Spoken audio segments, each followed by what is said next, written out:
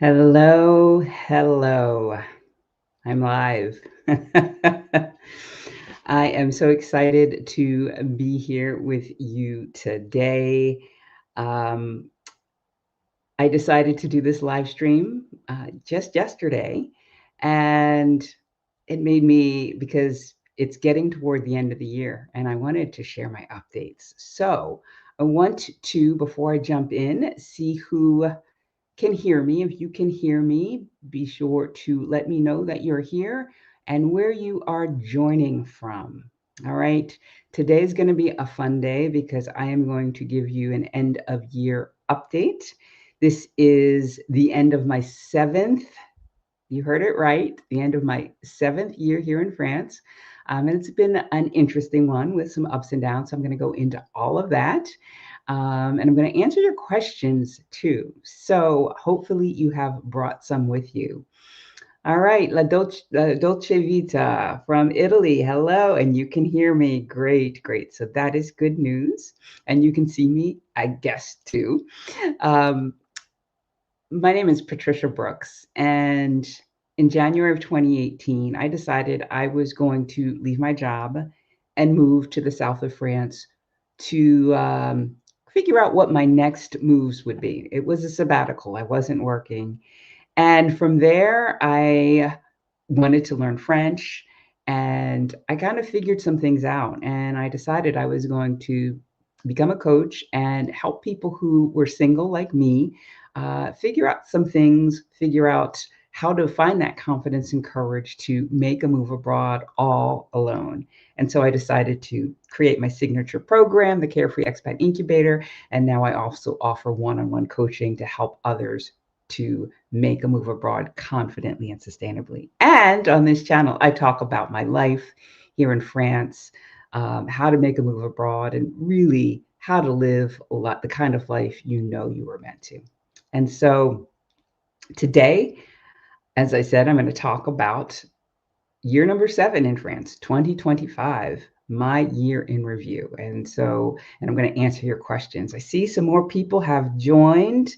Catherine of Siena. Bonjour, Patricia. It's Elizabeth. Ah, hey, Elizabeth. Where have you been? It's been ages. So good that you're here. Um, Angela Sims Evans. Yes, Angela and Rodney from Nashville. You can hear me. Great. Hey, Gami. Welcome back. Welcome back. And Asia, is it? Listening in from Hoffman Estates, Illinois. Good to see you. Good to see you too. So, so as I said, it's going to be a wrap of my year, and I'm going to start with some of the things that didn't go quite so well. Um, so I'm going to start with the setbacks, and the setbacks started in, I guess, January timeframe. January of 2025, I was so excited to start looking for a literary agent because for the past, I guess, 2 previous years, I'd been working on my third book.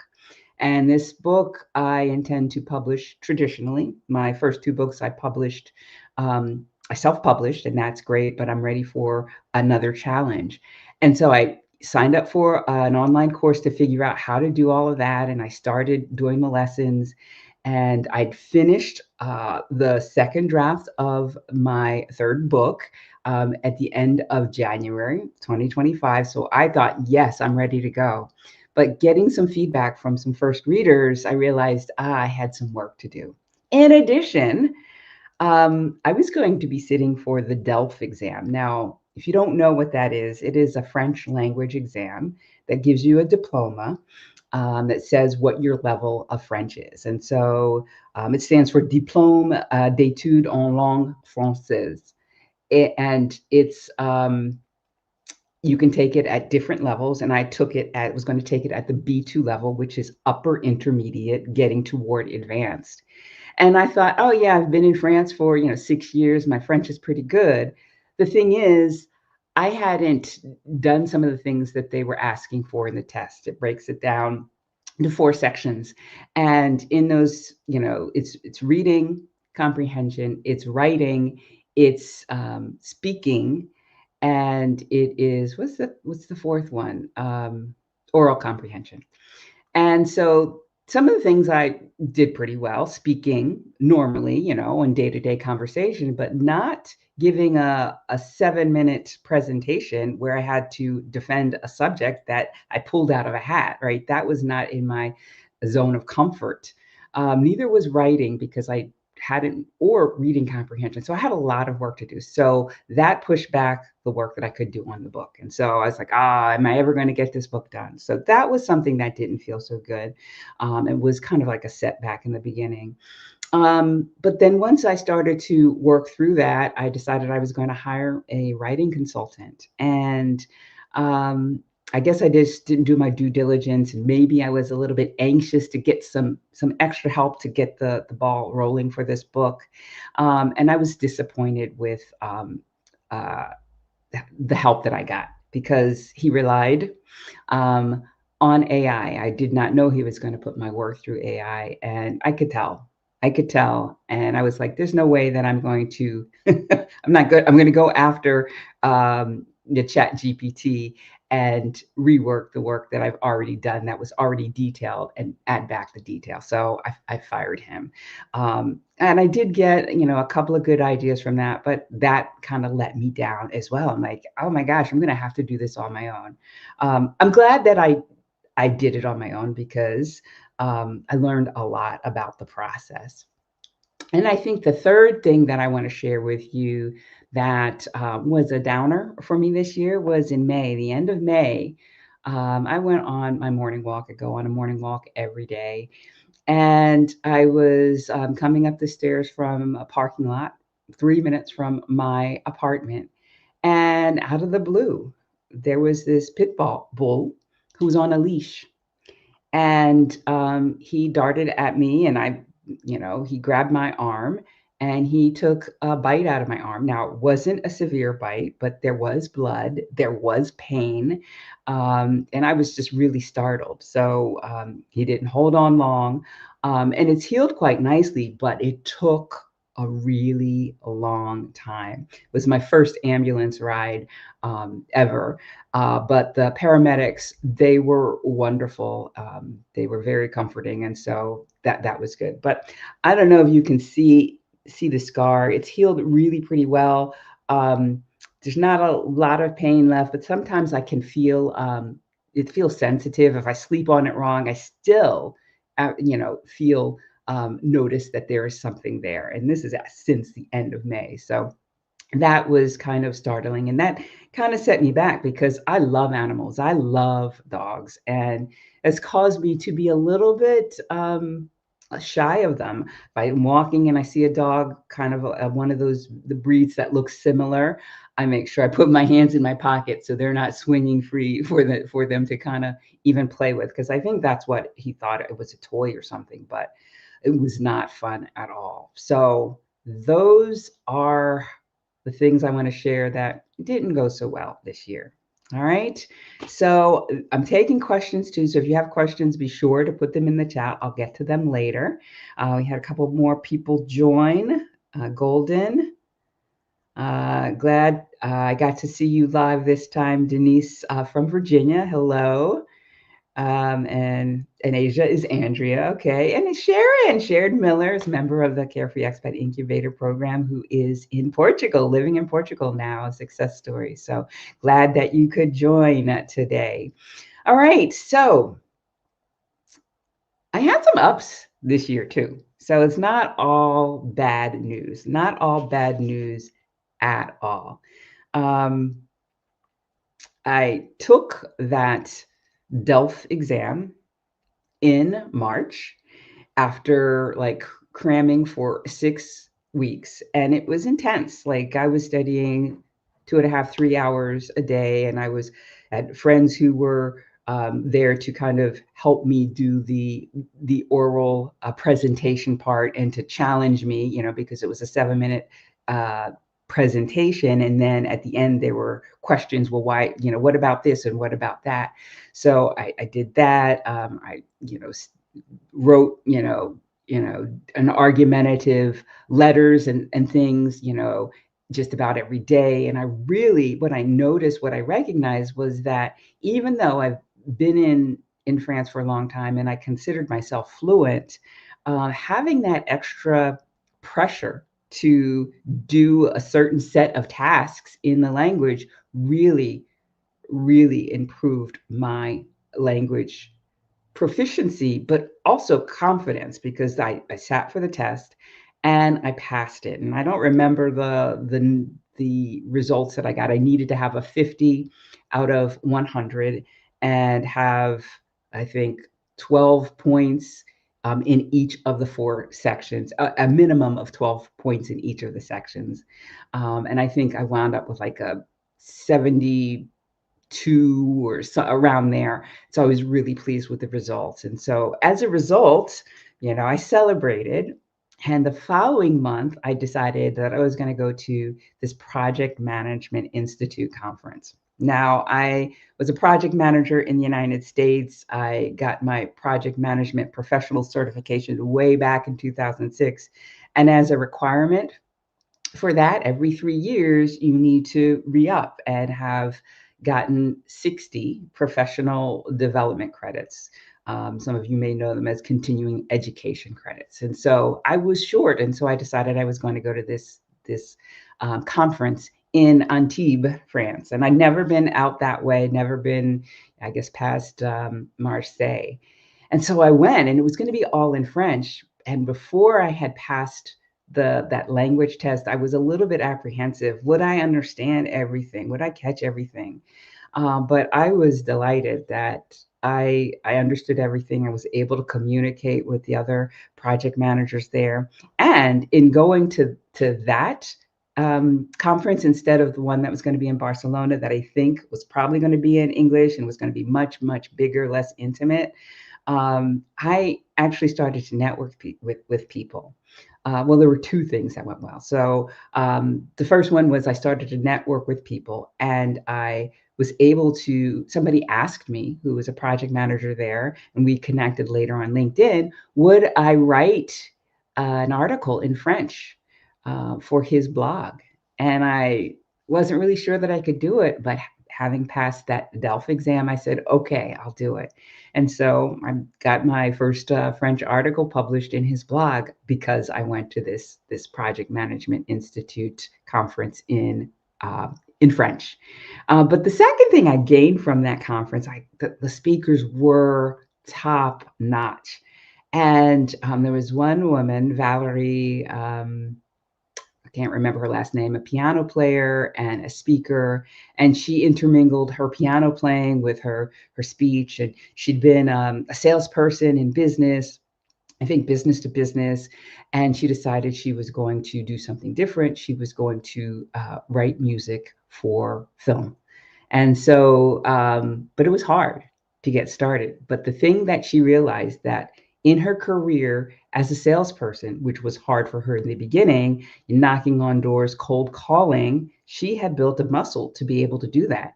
That would serve her well in her new career, because she's got her own business. She's got to sell that now. And so she recognized that she had this competitive advantage. And she asked, well, what's your competitive advantage? And so for me, I was like, oh, yeah, I have a competitive advantage that I'm not using. I was a project manager back in the States, and now I'm a coach, but I didn't necessarily marry the two.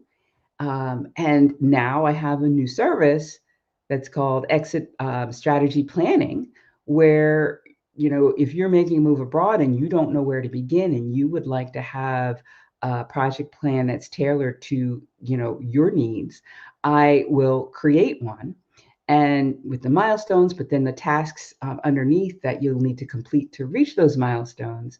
And we have 2 one-on-one sessions to go over that and talk about, okay, this is, what are some feasible dates for you? And the second meeting is really meant to help you to see how you're doing on that and if you need further coaching. And that has been a wonderful, wonderful service. Several people have already signed up for that and gotten great benefits. So if you're interested in that, you can check that out on my website, thecouragecatalyst.com, to see more about that. So yeah, so that the language win was a big win that allowed me to go to my conference in French. That allowed me to write my first French article. So I had another really big win. And that was in July. I decided that I was tired of being alone. And I have done the online dating here in France on and off since my first year here in France. And I had taken a break for about a year and a half. I was like, yeah, no, I don't think I'm ready. But in July, I said, yeah, I think I'm ready to throw my hat in the ring. And so I created a new profile and I was really pretty excited. I had a different energy about things this time. I wasn't like, oh, I gotta do this thing and I'm gonna have to weed through all of these, candidates that aren't, probably any good. No, I was really more positive this time. And so I did that middle of July. And I think by the end of August, I'd met somebody who showed promise. And people ask me, well, what was it about him and his profile that really stood out to you? And it was the fact that it was unique. It was not run of the mill. It was well written. It was funny. Um, and he actually reached out to me and sent me a message that also was well written, thoughtful. And I thought, okay, I'm going to respond. And I did. And we started talking. And now we are a couple. And things are going really well for us. And I'm so pleased. I'm so glad that I decided that I was going to try again, that I didn't give up. So that is another win, another huge, huge win. And he's so very supportive. His name is Jean-Claude, and he is so very supportive of me and my business and my ambition, which I have a lot of, and some people find that challenging, but he loves that. So I'm so grateful that we found each other. All right, so that is another win I had this year. Um, let's see. Angela Sims says, so happy for you. Thank you. And Sharon says, congratulations. Thank you. It feels like a major, major milestone. And I think that anybody who is looking, for love, I think it's a matter of, knowing yourself, knowing where you are in your process, knowing when maybe it's time to take a break, knowing when it's maybe time to, continue, when it's like, okay, I've had enough of a break. It's not the most easy thing to do, but I'm ready. And then go into it with a really positive energy. Because one thing I want to share with you is the day that I received a message from him, the first message from him, I hadn't been on the dating site all day. It was like the afternoon. And I remember going like this, rubbing my hands together, saying, "Oh, I wonder who I'm going to find today." And his message was the first message that I opened. And lo and behold, he was the one. So that positive energy matters so very much. All right.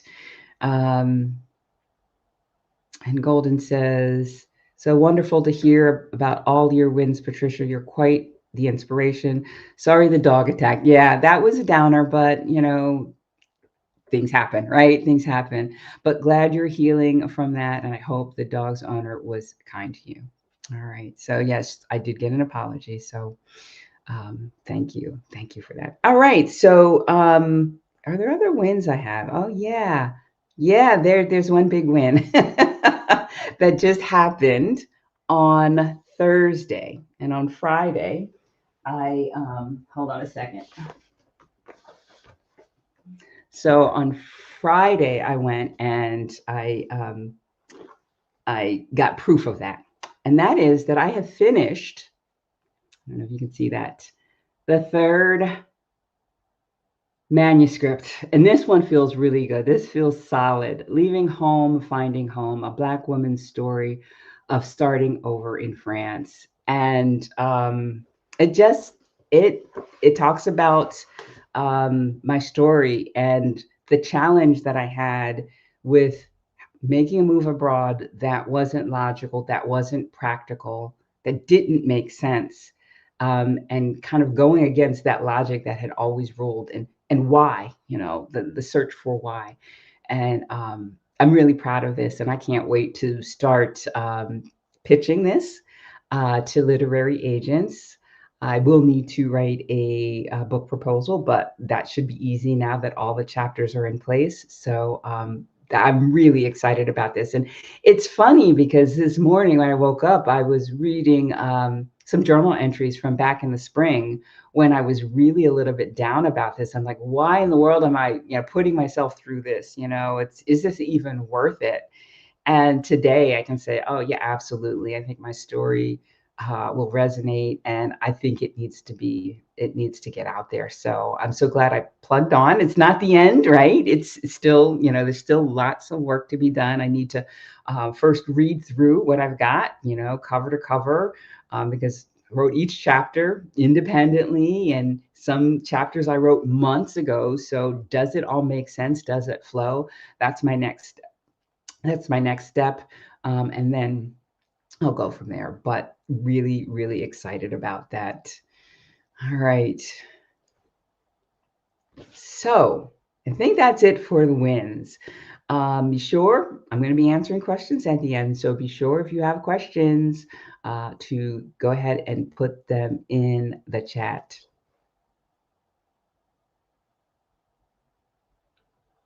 All right. So I think next up, the other one I talk about. This is a big one because today I don't typically look at my subscriber count that often because it's kind of one of those things. It's a metric that can kind of pull you in and say, oh, it's not moving fast enough. But I looked today and I had 6,600 subscribers right before this video. So if you haven't just subscribed to my channel, go ahead and be the 6,601 person to do so. And that is an increase of about 2,000 subscribers from this time last year. So, while, over the course of the year, it seems like it's just ticking up in small increments.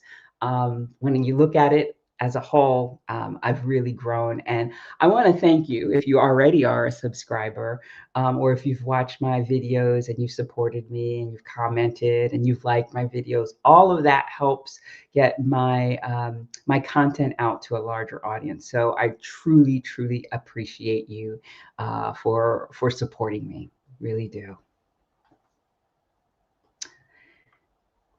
And yay, yes, yes, that feels really good. Thank you.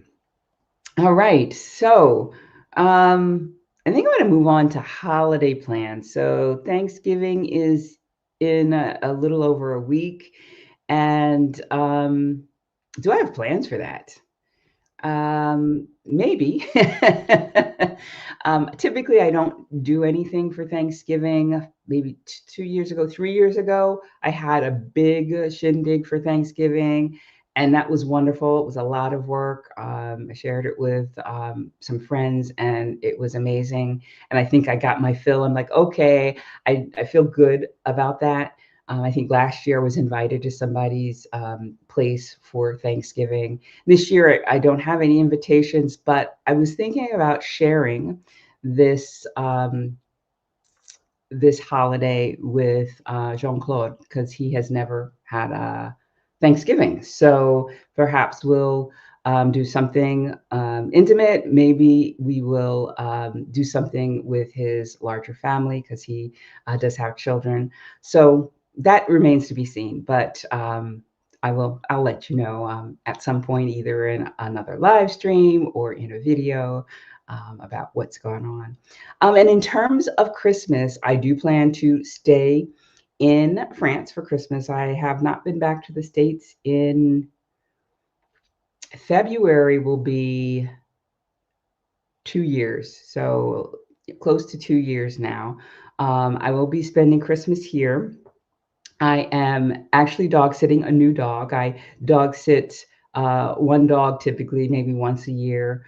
I dog sat for a new dog, Ginger, who is delightful, cutest little thing, in October. And I'm going to be dog sitting for her again for Christmas. So I'll be spending Christmas in a neighboring town, not too far from here, about 15 minutes from where I live. So I'm looking forward to that because the house is lovely, has a wonderful garden, a wonderful terrace, and an amazing view. I don't know if you saw the video where I announced that I had met somebody, but that backdrop, that was real. And that's their view.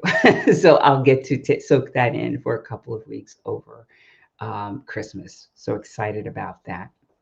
All right, I see some questions coming in. All right, I'm going to answer this question here about the DELF. Jonquette 3000 says, I am taking the DELF as well. You did really well on the test, but what do you wish you had studied more of? I think the oral comprehension I didn't do as well as I thought I would. I understand fast spoken French now. Like, it's not at the beginning, that was the last thing to come. Like, it was just like this puzzle that my brain didn't want to work out. And I'd hear individual words. I'd hear words that sounded like words in English. And so it was challenging. So I don't think I listened to enough recordings for that. I think also the problem with that for me was it was the first part of the exam, right? So you already have your nerves, and then you're thrown into listening to the recording. It's, not your own headset. It's, and so I think that threw me off. And then once you get, it's timed, it's quick. So I think maybe just practicing more of that, and maybe even not necessarily studying, but working to calm my nerves a little bit more, some meditation work to help. But I think it's really just knowing yourself and what you find the most challenging. Like, if you read a lot and you have good comprehension, maybe that's not the thing you need to study more of. But if you haven't written a whole lot, then maybe that's the thing to study.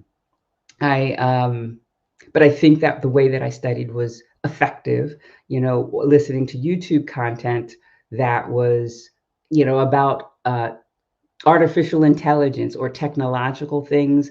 And then I recorded myself, picking a side, saying, oh, it's great, or it's the devil, or whatever. And then, building my argument and recording myself and listening back to that, as well as having a friend help me with that, help me actually debate me at the end.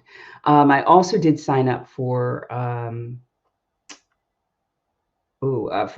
program that was really helpful as well. So I hope that answers your question. I think it's really up to, really knowing your strengths and what you struggle with. But I think just knowing going in that, okay, the oral comprehension will be the first, and that's the thing that threw me off. Maybe it won't throw you off, but to kind of figure out how to calm your nerves ahead of that. Let's see. There's a question from Golden. Do they celebrate Thanksgiving in France, or is it only Americans living in France that celebrate Thanksgiving? So it's typically Americans living in France that celebrate Thanksgiving. It's not a thing here.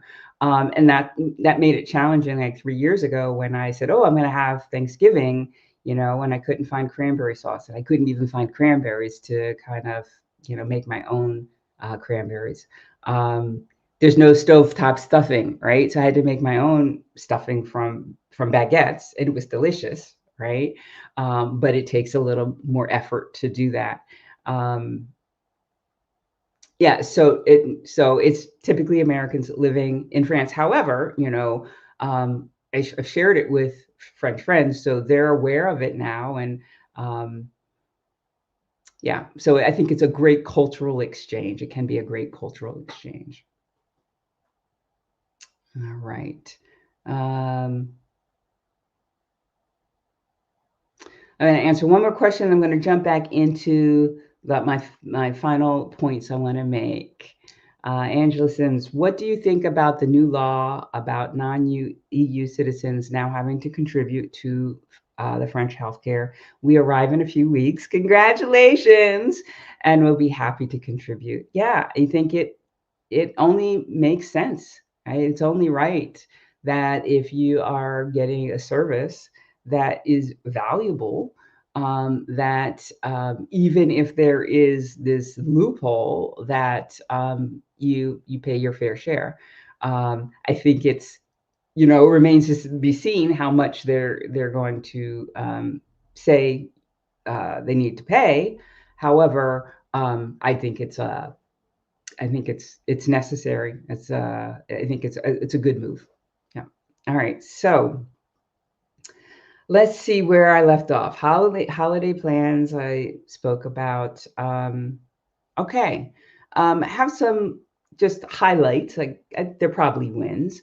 Work and professional highlights. So this year was the very first year that I held my first Women Rising Roundtable. Now, um, if you're not familiar with those are conversations I have, well, not even just conversations, they are kind of like workshops I have with women they can be planning to move abroad, but they don't have to be. It's really about personal development and personal growth. And we have different topics. And the first one I held was in February. And that went well. And I've had one every month since. I think I skipped June or July, but I've had one every month since. And they've been amazing experiences. They're small, they're intimate, 9 women max, and we have a certain topic. This month's topic is once again how to build meaningful friendships as an adult.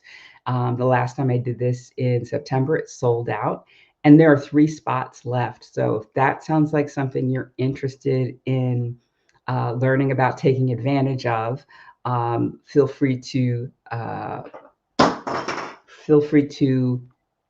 um, enroll as soon as possible, because I believe um, it will sell out. And let me put that link here.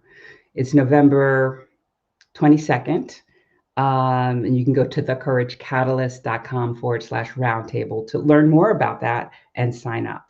And what happens in the roundtable is we introduce ourselves, of course, and then I have thought-provoking questions, journaling questions, and then we discuss that. There are breakout groups where you get to talk one-on-one or two-on-one with people about the questions or the answers or responses, so you really get to connect with the other women. So for this particular roundtable, how to build friendships as an adult, that's really great, because the women are typically like-minded, and they're, so it's a great way to meet new people as well. But so this year was the year of the Women Rising Roundtable, and so the next one is this one, and I already have one scheduled or slated for December. That's going to be December 13th, and that's going to be Reflect, Release, and Rise, your 2025 in review. And this is where you're going to unpack, okay, what things went well for me in 2025? What things am I a little bit disappointed about? And what is it that I would like to see for my 2026, that at a very high level?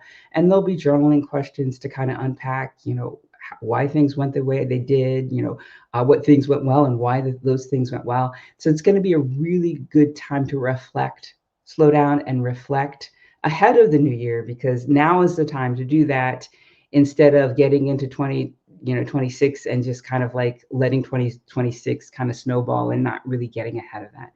So so this is the link for the roundtable for this month. And if you're interested in getting on the wait list for the Reflect, Release, and Rise, your 2025 year in review, you can go to this link here on the screen, thecouragecatalyst.com slash review 2025. All right. So I'm really proud of that. And the reason that I decided to do these Women Rising Roundtables is because at the end of 2024, I was really disappointed about what the changes that were happening, the rights that were being taken away from women in the United States. And that really felt hard. And I felt like, if this is impacting me this way, and I'm a coach and I know how to, deal with things, I know it's impacting other women. And I felt like, I'd like to create a space that was safe for women to express how they're feeling, but also in a positive way that helps them promote their belief in themselves, feel empowered, feel like they have agency, and have some, steps or tools so that they can, lift themselves up and feel really good about themselves. And so that is, that's why I did that. All right, so let's see what other questions there are. Let's see.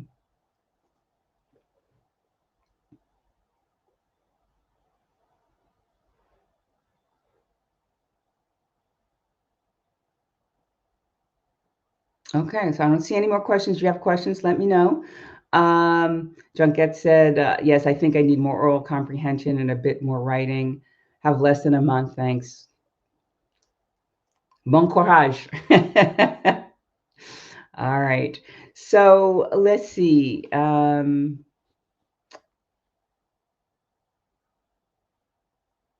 haven't for next year. I haven't set my goals for next year. I probably will do that on December 13th, along with the women who join that roundtable. And I'll be working on finding an agent. Made a really good contact this week or last week, or depending on how you slice the week. So I'm looking forward to learning more about the process and seeing what my next steps really should be. Yeah, I think that wraps up all I have to share for you about my 2025 year in review. I will say that, as I said, this is my 7th year in France, and it feels normal to me. Like life feels normal to me. I think one of the things that helps is having the language level that I have, and I'm getting better every day thanks to Jean-Claude, because he does speak English, but we speak primarily in French, and so that has really helped improve that. But it feels normal to me, and I think that one of the things that people who make a move abroad may not recognize or appreciate is that the transition is not typically a quick one, right? Because there's the cultural differences. There are the walls within inside you, the things that you confront about yourself that you still have to deal with in a foreign country. There's the language if you're moving to a foreign country that speaks a different language. There's not knowing the administrative process of things. There's just so many things. There's the dating, right? There's so many things that you just don't. There's the starting over. That was one thing that I hadn't really appreciated. I'm moving to France. Yeah, 51, I'm moving to France. And not thinking that all the things that I knew about how things worked in the States, and having to get a bank account, hadn't had to get a bank account since I was 21, 22 years old, right? That's something that, like you just take for granted. All of that makes it really challenging. And so moving abroad, you're going to want to give it at least 18 months before you say, no, this is not for me. And it may take even longer to kind of get that sense of, this feels normal to me. Yeah, this is great. All right. So close this out. Angela Sims. Am I planning any meetups in 2026? I don't have anything I don't have anything planned yet. Now, Jeff, the expat who is in Perpignan, and I had planned something for October, and we did not get many people interested in that. So we canceled that, and we will reschedule. So that is something that I need to follow up with him. So that is probably one that will happen. But beyond that, and I don't know when that will happen, but beyond that, I don't have anything planned. I don't have any trips planned next year so far either, to different cities. So, but I will keep you posted. I believe you are on my mailing list, Angela. So you will hear about it when they happen.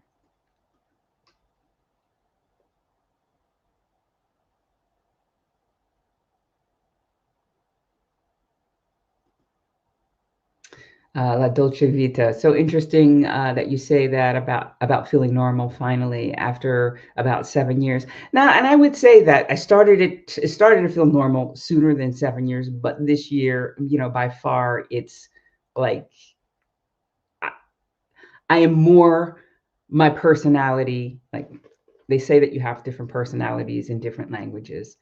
I am more my personality in this language than I ever have been. However, that's not to say that I still don't. There's still not some hesitation to speak up because I guess there's the part of me that's still like a child in with communicating with speaking with feeling comfortable speaking out.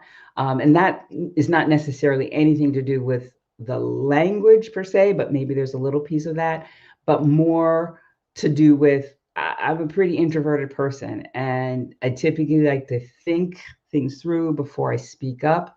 And I've in the United States, I'd grown up as a person. And so then speaking up and speaking my mind and being willing to say no just became easier just because with age that happens, or that happened for me at least. And in France, yes, I'm fluent. I feel very comfortable, confident speaking it, but there's still sometimes a hesitation to say, oh, okay, there's a manhole cover in the street that is making this horrific noise. And I probably need to go to the mayor's office and say, hey, is there any way that you can do something about this? I hesitate instead of doing that. So there's still, that, but I would say this year, my personality is getting more and more like the personality of who I was in the States in terms of communicating. All right.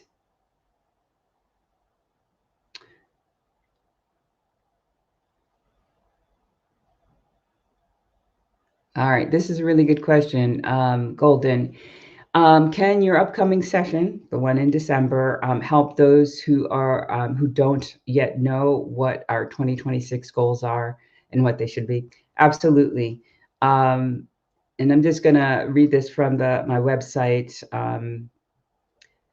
What this is all about: reflect, release, and rise. Your 2025 year in review. So this is strictly a year in review. It's not about, okay, let's plan your year, because I do have a reinvention session, which I will run in January. And that's all about, okay, I want to focus on this one or two things in 2026.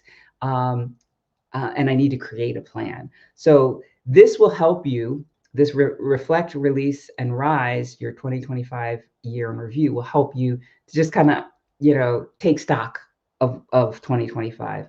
The end of 2025 is approaching. How satisfied are you with how it went? Did you accomplish what you set out to do? Are there things you wish you had done differently? Before the calendar turns, take time to pause, reflect, and reset. The December Women Rising Roundtable is your invitation to step back and take stock of your year, to celebrate your wins, learn from the challenges, and set yourself up for an extraordinary 2026. What we'll explore during this interactive online roundtable: you will be guided through powerful reflection, and journaling prompts designed to help you.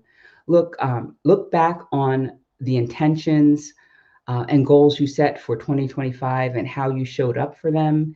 It will help you identify the lessons, growth moments, and surprises that shaped your year. It will help you explore what worked, what didn't, and what you'd like to experience differently next year. It will help you use the Wheel of Life, which is a tool to assess the balance that you have in all areas of your life, like career and relationships, health, finance, and adventure, to see if you're lopsided in any area. And it will help you to imagine your ideal future. But it's not the reinvention session where we say, okay, these are the things I'm going to focus on, and let's put a plan in place to do that. So, absolutely will help somebody who doesn't know what their goals are for 2026. And I highly recommend going to thecouragecatalyst.com. Hold on, /, thecouragecatalyst.com / let's see what it is. Review 2025. Let's see.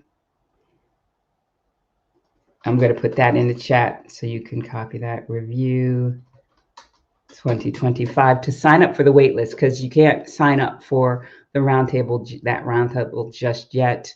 But you can sign up for the wait list. You'll be the first to know and get dibs on the seats, because there will be only 9 seats available for that as well. Okay, that's a great question. Thank you. Let's see what else we've got here. Comments.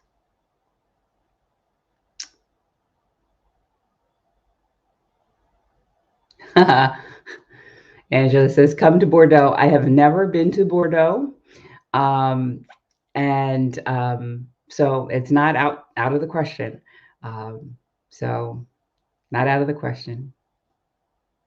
Let's see.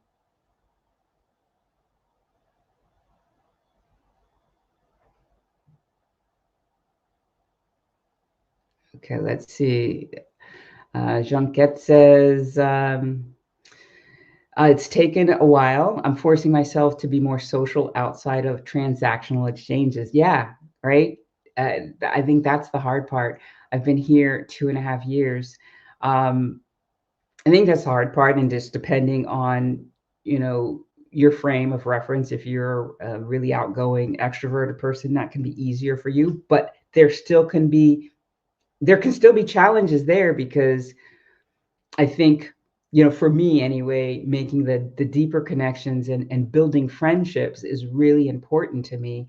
And, being the life of the party, or knowing everybody, but not really knowing anybody at a deeper level, can still feel isolating. So I think, yes, doing things that are doing things that are social, and in making sure also that they're things that you enjoy doing, because that was one of the traps that I fell into. Was that in my first year, I was like, I know I'm going to have to put myself out there. And there were some events that I went to that, just didn't really feel aligned with, not necessarily my core values, but the things I wanted to do. And there were even some people that I was acquaintances with that I started to hang out with, but that just were like, yeah, no, we're not on the same wavelength. And I did that just so that I wasn't lonely, just so that I, had somebody to hang out with. And then when the following year, I recognized, yeah, that's not really serving me. I need to still be selective, which is why the roundtable that I'm offering about how to build meaningful friendships is important, because it's like, okay, yes, you don't want to be lonely, but you also want to be selective. Well, how do you be selective if you're not really clear on what's important for you? And that's what we delve into on that. So, bon courage. All right. All right. All right. So, are there other questions before we go? I am just really excited for where this year is headed and ending for me. I am I'm so glad that I chose to, really buckle down and finish this manuscript, because I think in writing it and rewriting it, because I think the thing about the second, what's different from the second draft to the third draft, is that second draft was, I wrote that for me. That was the draft I needed to write for myself. This, and I learned a lot. This third draft has made me a much better writer. It has allowed me to get to a place where I'm able to just edit better, cut things that, even though they're well written, I recognize they just don't really fit. And I was able to delve into some things that were, I don't know, some things that I didn't think were important, especially around race and my moving to France, that showed up in several different chapters. And so I recognized that that was an important part of my narrative that really needed to be told. And so, so I'm really, really proud of myself for having done that. And I just can't wait for this to be published and to share it with all of you. All right. So let's see. All right. So I think that's it. I don't see any other questions. So if you are, again, interested in the how to build meaningful friendships as an adult, Women Rising Roundtable, you can go to this link here, thecouragecatalyst.com roundtable. If you want to go to the year-end roundtable, you can go to thecouragecatalyst.com /review 2025. And if you're interested in, learning more about how you can work with me, you can go to my website, thecouragecatalyst.com. I have everything outlined, my one-on-one coaching, the Carefree Expat Incubator Program, which is amazing. And the one thing I didn't share with you about that was in October, just last month, we had our annual in-person meetup, and we were in Avignon, and that was just spectacular. The women who showed up for that, really, some of who are already living in Europe, others who are getting ready to make their move, really learned a lot about themselves and what they want for themselves and their lives going forward. So that was a really powerful event as well. So yes. So be sure to check that out. And if you want to work with me and you want to talk through how we can work together, what you want to work on, you can schedule your complimentary discovery call at thecouragecatalyst.com /future expat. All right. I see one more question. I want to put this in this link in the chat.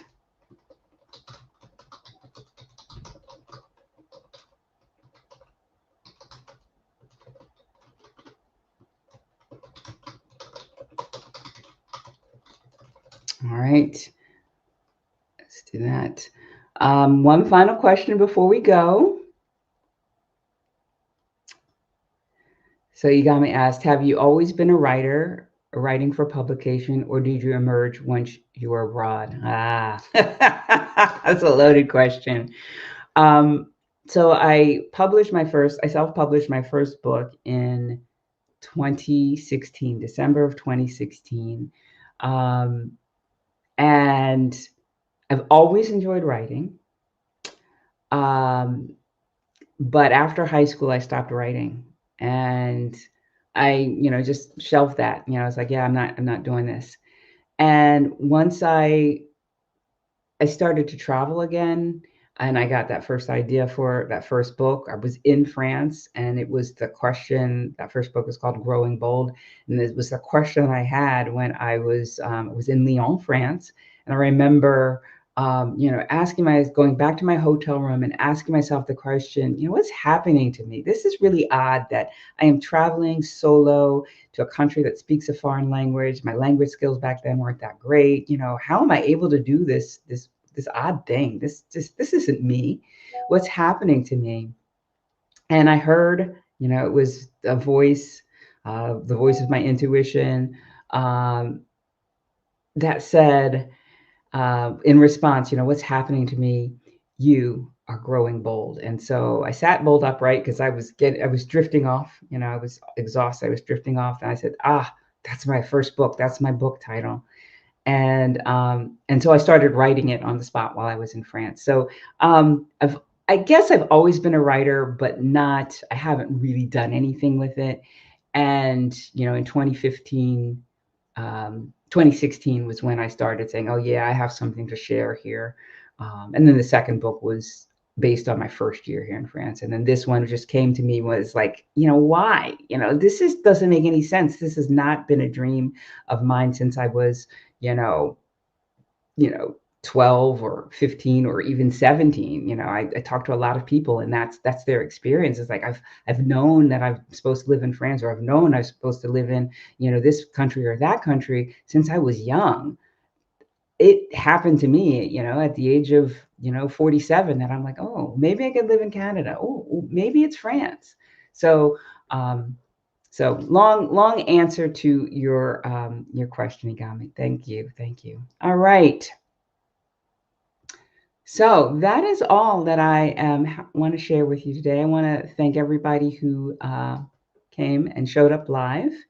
Um, and if you did, be sure to click the thumbs up button so that this can be shared with more and more people.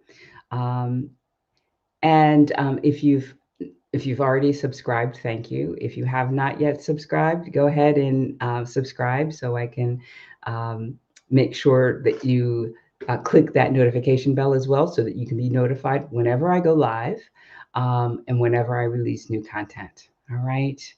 So thank you, thank you, thank you so much for being a part of my journey. I truly appreciate you, and I will see you again next time. Take care. Bye for now.